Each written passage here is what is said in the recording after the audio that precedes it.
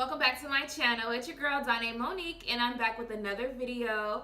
Today's video is a little bit different from the content that I have been producing, which is normally beauty related. I kind of want to start straying away from those videos and get into more like, talk videos where I, talk about myself more, what I'm experiencing, kind of just reaching out to you guys and having you guys kind of reach out to me if necessary. So basically this video is about me and what life is for me after I completed my graduate school program. So we're going to talk about that. So just to cut to the chase, for those of you who don't know, I was enrolled in graduate school. I pursued my master's degree in clinical psychology. What I want to do with that basically is I want to become a therapist, an MFT, which is a marriage family therapist, where I can basically family therapy. So I basically want to do psychotherapy with children, adults, adolescents, and even families. That was my whole goal for completing this program. That's what I wanted to do. When I was in college, I majored in psychology. I started college in 2010 and I graduated from college in 2015. I took a year off and then that's when I kind of decided that I wanted to go to grad school to pursue a career further in psychology, because in all honesty, just getting a BA in psychology alone is just not going to do anything for you, in my opinion, if you really want to get into the field.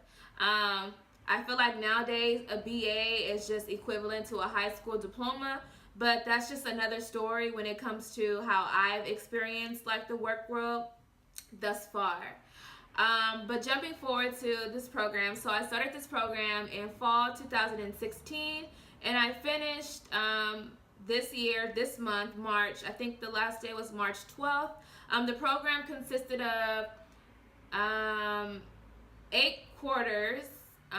Which technically it took me 10, and it took me 10 quarters to complete, because at the end I had to kind of switch the program that I was in, meaning I was in a cohort, which is like a group of people that you start the program with, and then by the end of the program you still end with the same people, and then you all kind of graduate together. So I had a Saturday cohort, but I kept getting promoted at my job, in which I know it sounds like it's not a bad thing, which it was a wonderful thing, but I kept getting promoted at my job, and my hours worked at my job were interfering with the Saturday cohort. So I could no longer be a part of the Saturday cohort, so I had to drop that, and I had to, change my classes to like Tuesdays and Thursdays or Mondays and Wednesdays and things like that, and it kind of slowed me down a lot.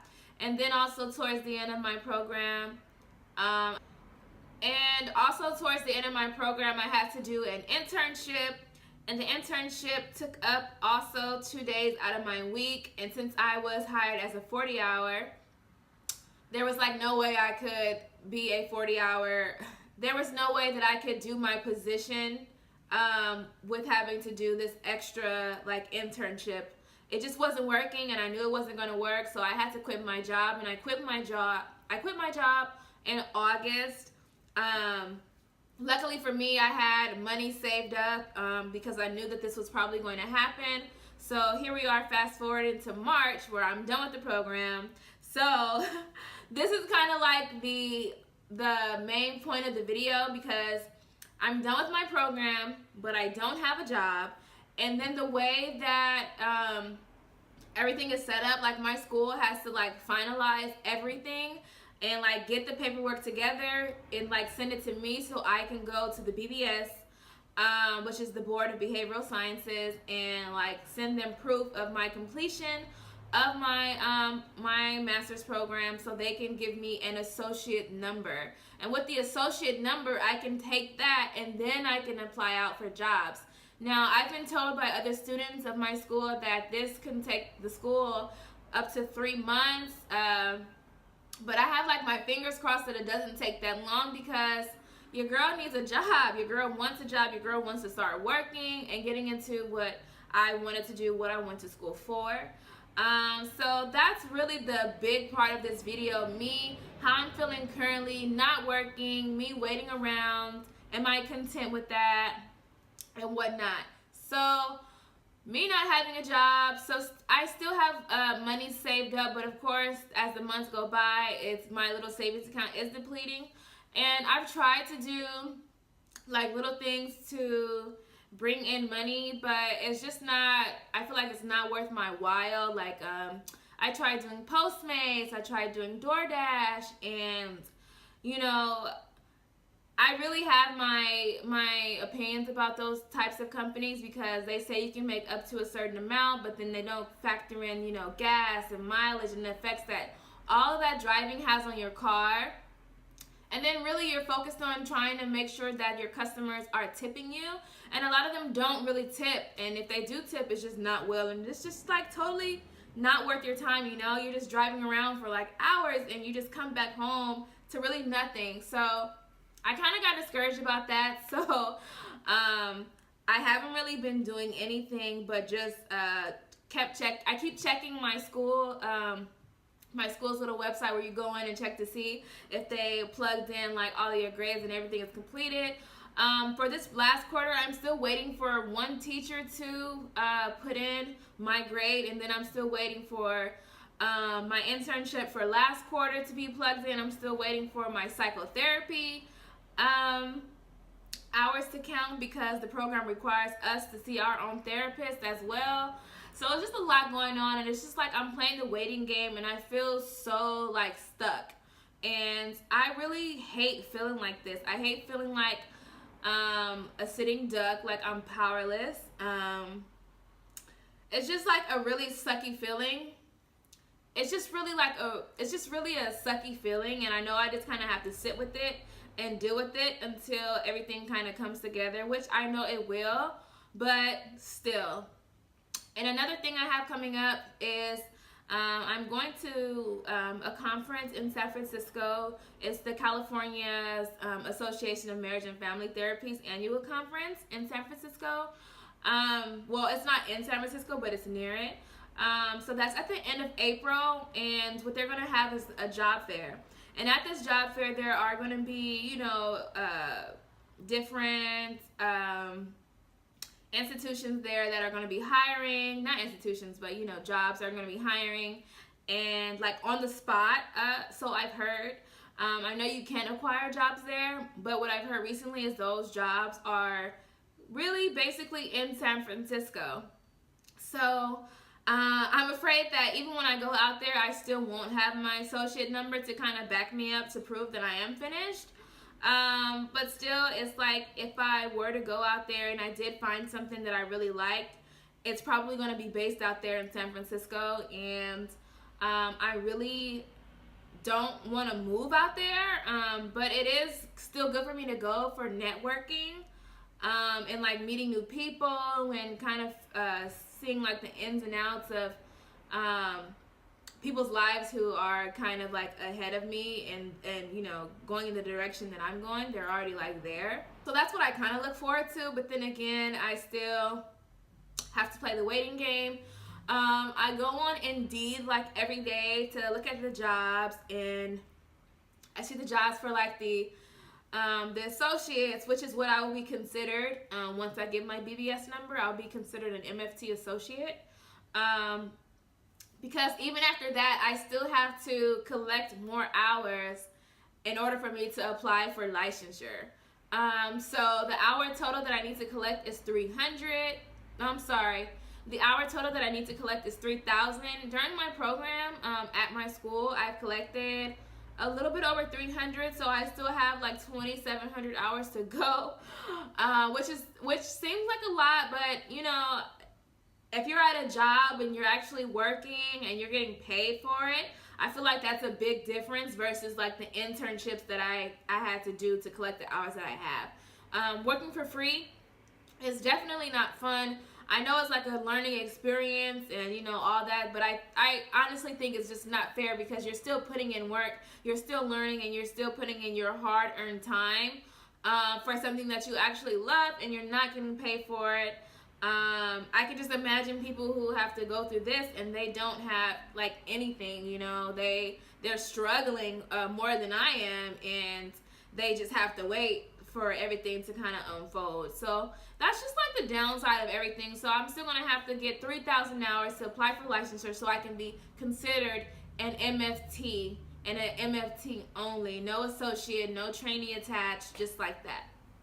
So every now and again, like, I just have these little spells where I'm very sad and I'm down, and then I try to reach out to friends and talk to them, but I feel like there's like no relation. I have two best friends, and my best friends are on kind of like different paths. Well, one of my best friends, she's in school for school counseling. She's getting her master's in school counseling, which is kind of the same, but it's not. Our focuses are completely different, but she will possibly be going to the same internship that I went to get her hours for her program. And then as far as my other friend, I you know, and it's so funny, we're like best friends and I still don't know exactly what they're doing, but I believe she's in school for like nursing, but there's like but there's a specific term of this nurse and I just can't think of it. So like, we're kind of in school for like different things, and we have our different lives. Like, I'm in a relationship, my one best friend is in a relationship, my other best friend is single, and just like our lives kind of like conflict, and our schedules are sometimey, and I sometimes have an issue with that.